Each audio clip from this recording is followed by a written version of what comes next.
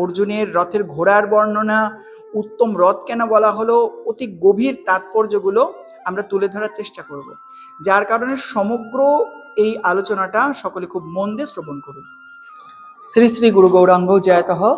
আমাদের গীতা শিক্ষার 10ম দিবসের এই পর্বে সকলকে অনেক অনেক অভিনন্দন এবং আমার বৈষ্ণবে প্রণাম। এখন আমরা গীতার প্রথম অধ্যায়ের 14 নম্বর শ্লোক আস্বাদন করব। তো 14 নম্বর শ্লোক ভীষণ ইন্টারেস্টিং হতে চলেছে। এই শ্লোকের মাধ্যমে আমরা জানব অর্জুনের রথের বর্ণনা, অর্জুনের রথের ঘোড়ার বর্ণনা, উত্তম রথ কেন বলা হলো, অতি গভীর তাৎপর্যগুলো আমরা তুলে ধরার চেষ্টা করব, যার কারণে সমগ্র এই আলোচনাটা সকলে খুব মন দিয়ে শ্রবণ করুন। সবার প্রথমে আমি শ্লোক উচ্চারণ করছি, আমার সঙ্গে সঙ্গে আপনারাও বলুন।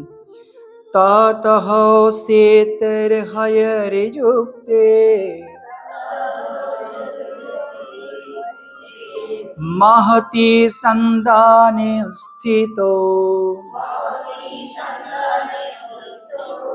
माधव पांडवश्चैव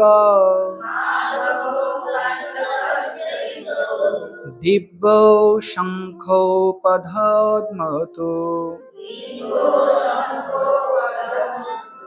दिव्यौ शंखौ प्रधद्मतुः।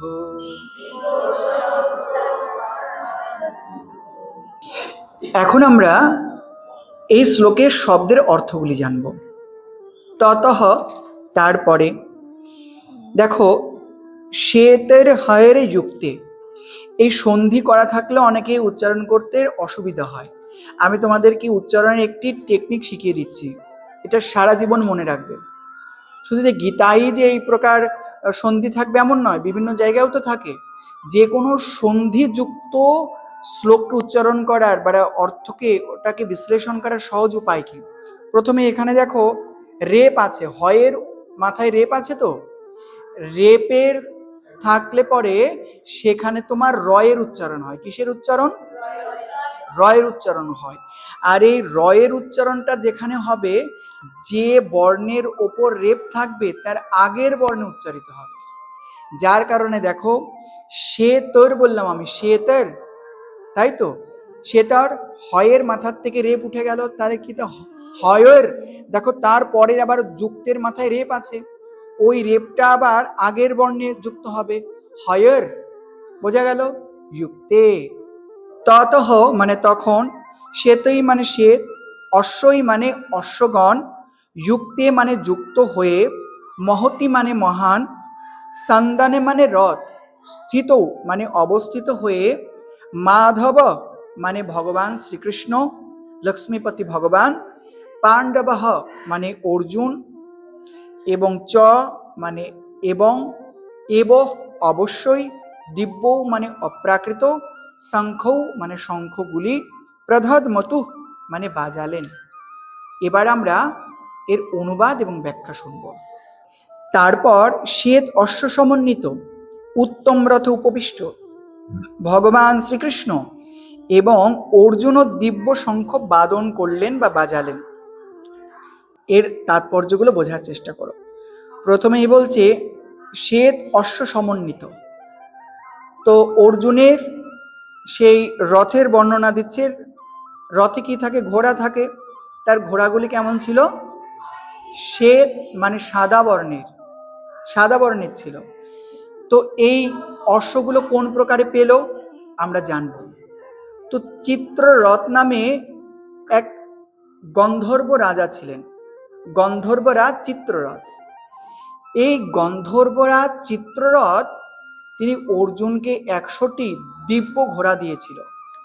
যে ঘোড়াগুলো ছিল দিব্য, মানে এই 100টি ঘোড়া যদি যুদ্ধে মারাও যেত, কিন্তু সংখ্যায় কমতো না, রে 100টিই থাকতো, সংখ্যায় কমতো না, তাই দিব্য।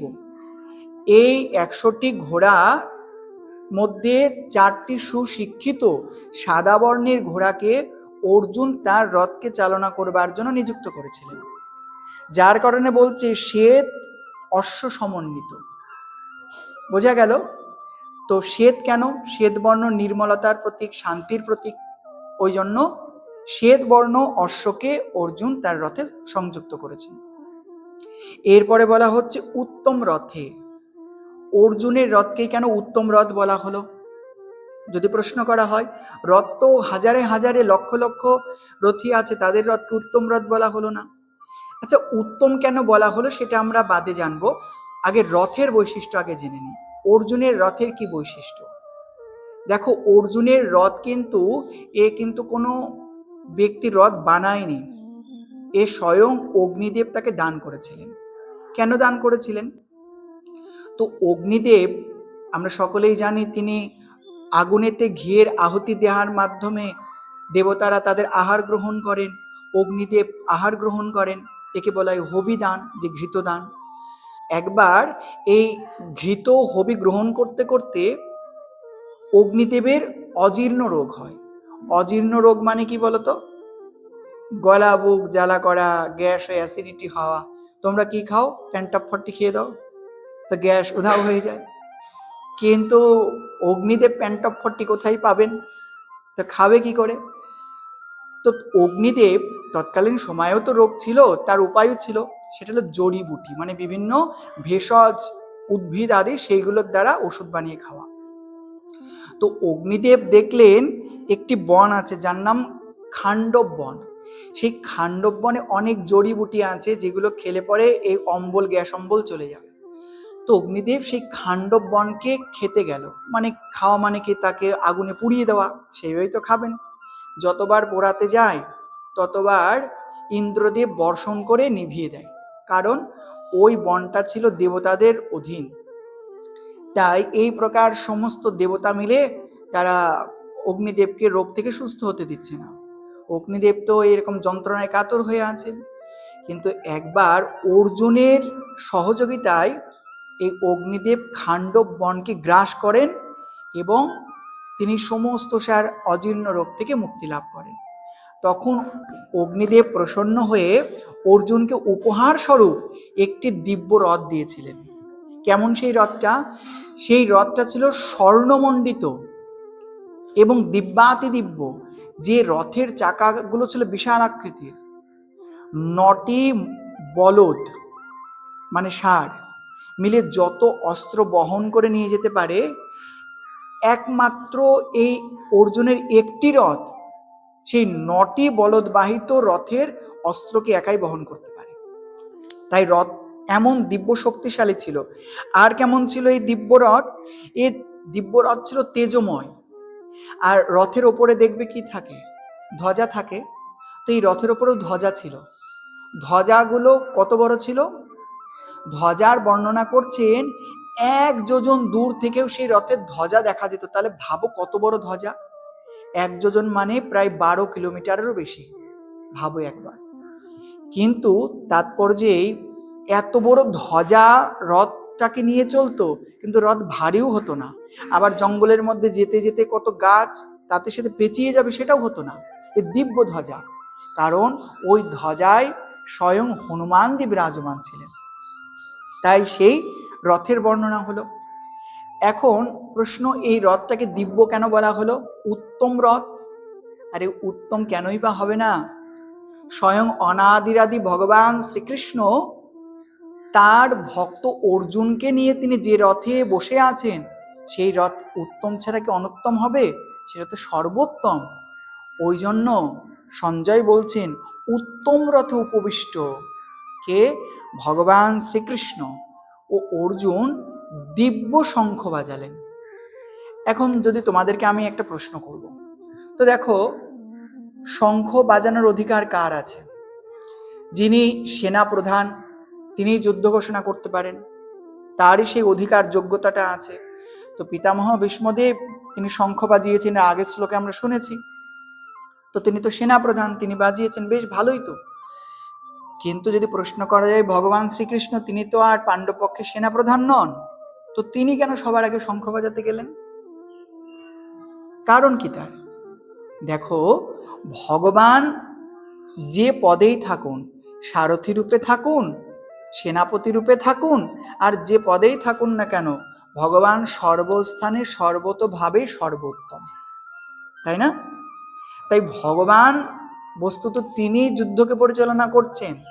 অধর্মকে নাশ করবার জন্য ভগবান তার ভক্তকে নিয়ে তিনি ধর্মের মার্গ দেখাচ্ছেন, যার কারণে অনাদির আদি শ্রী গোবিন্দ তিনি সবার প্রথমে শঙ্খধ্বনি করলেন এবং তারপরে অর্জুন শঙ্খধ্বনি করল। এই শঙ্খধ্বনিটা কেমন ছিল? দিব্য। দিব্য শঙ্খ প্রধাত মাতুহু, এই দিব্য শঙ্খ, সাধারণ কোনো শঙ্খ নয়।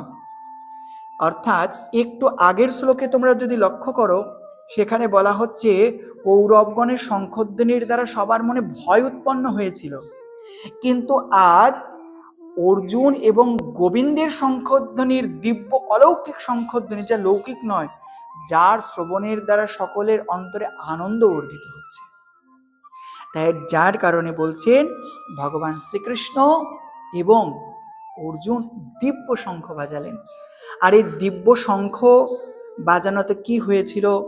ভগবান কোন শঙ্খ বাজিয়েছিলেন, অর্জুন কোন শঙ্খ বাজিয়েছিলেন, এই শঙ্খ বাজানোর ফলস্বরূপ কি হয়েছিল আমরা পরবর্তী শ্লোকে জানব, এবং এই শঙ্খর বিশেষ নিগূঢ় তাৎপর্যগুলো আমরা আগামী ক্লাসে আমরা জানতে পারব। তাই আজকের আমাদের গীতা শিক্ষার ক্লাস এখানে বিশ্রাম। হরে কৃষ্ণ হরে কৃষ্ণ কৃষ্ণ কৃষ্ণ হরে হরে হরে রাম রাম রাম হরে হরে